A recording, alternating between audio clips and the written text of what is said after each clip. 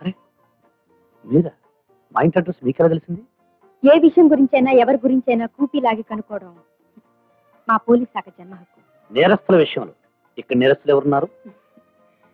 నేరస్తుల కోసమైతే యూనిఫామ్ లో వచ్చుండేదాన్ని. మరి ఇప్పుడు ఎవరి కోసం వచ్చినట్టు? రక్షించిన మనిషిని అభిమానంతో చూడాలని వచ్చాను. Excuse me madam. Jyothi. Miss Jyothi, right? Right. ఇంటి దాకా ఎలాగో వచ్చారు, ఒకసారి లోపలికి వచ్చి వెళ్ళొచ్చుగా? ఫోన్లేండి, ఇంటికి రండి అని పిలవకపోయినా వచ్చిన మనిషిని లోపలికి రండి అని పిలిచారు. రండి. ఇదేనండి ఈ బ్రహ్మచారి నిలయం. కమాన్, కూర్చోండి. Thank you. చూడండి మిస్, తమరు ఏం తీసుకుంటారు? కాఫీ, టీ, బోర్న్విటా, హార్లిక్స్, బత్తాయి juice, mango juice, Apple juice, నిమ్మకాయ జ్యూస్. Stop stop. ఏమిటండి ఇది?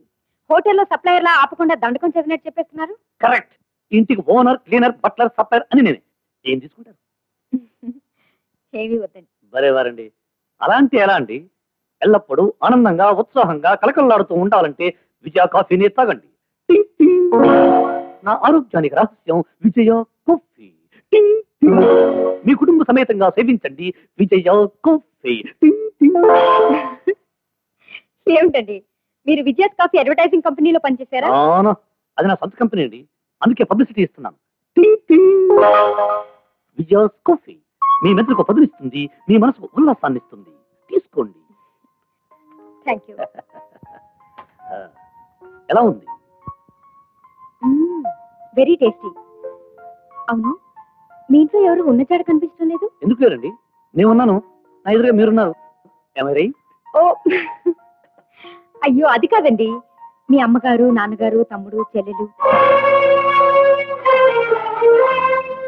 అదేంటండి ఉన్నట్టుండి అలా అయిపోయారు?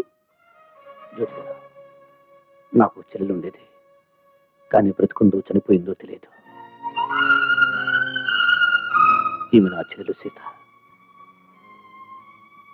పేరుకు చెల్లెలే అయినా ప్రేమకు మాత్రం తల్లి, తండ్రి, దైవం అన్నీ తానే ఉండేది.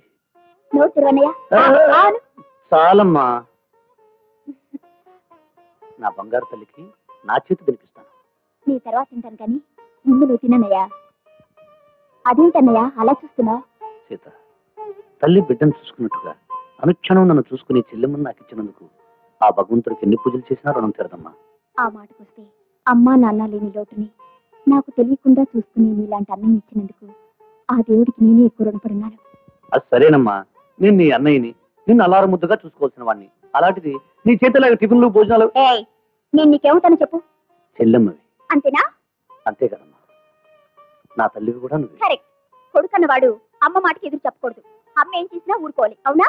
నిజమేనమ్మా, కానీ నువ్వు ఇలా టిఫిన్లు, భోజనాలు పెట్టేసావనుకో కడుపు పోయి మంచం మీద పడుకోవాల్సి వస్తుంది. ఆ తర్వాత డాక్టర్లు అది ఇది, అందుకని ఈ టిఫిన్ పెట్టే కార్యక్రమం మానేసి. అలాగే, ఒక్క నిమిషం ఉండనయ్యా, పాలు తీసుకొస్తారు.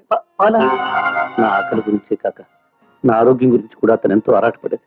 నాకు కాస్త జలుబు చేస్తే చాలు.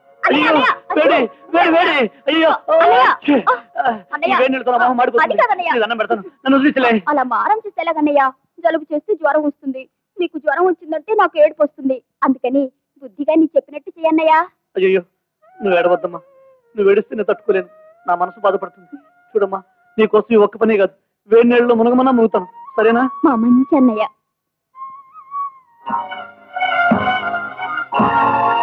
నా కోసం ఆరాటపడే నా చెల్లెలికి చిన్న బాధ కలిగినా నేను తట్టుకోలేకపోయేవాడిని.